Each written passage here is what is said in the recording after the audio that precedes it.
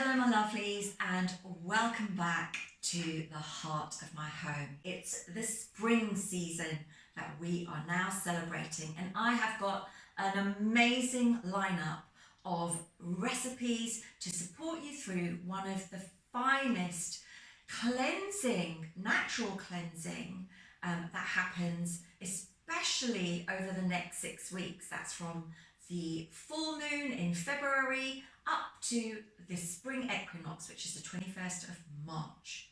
Now, you may have already noticed that daffodils are blossoming, even the cherry blossoms are now coming through, starling murmurations, and you may have noticed a change in the light as sunrise shifts across the horizon to give us longer days. Now, some of the common symptoms that you may be experiencing at this time of year are mucus, congestion, stagnation. What does this look like? This looks like headaches, migraines, one-sided aches and pains. So what have we got to really support you through the spring season? Well, a lot of you are going to really enjoy the Master Cleanse. So this is the season for lemons and limes.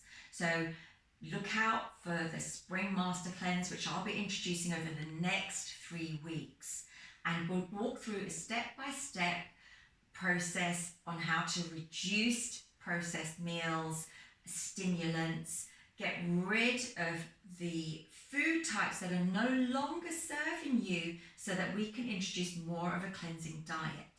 I'll be introducing some detox teas, some herbs and spices to support the detox and the movement of toxicity through the body, and some delicious soup recipes. It's not necessary right now that we go straight into juicing because the weather is still quite cold, and this will create a lot of inflammation in our digestive system.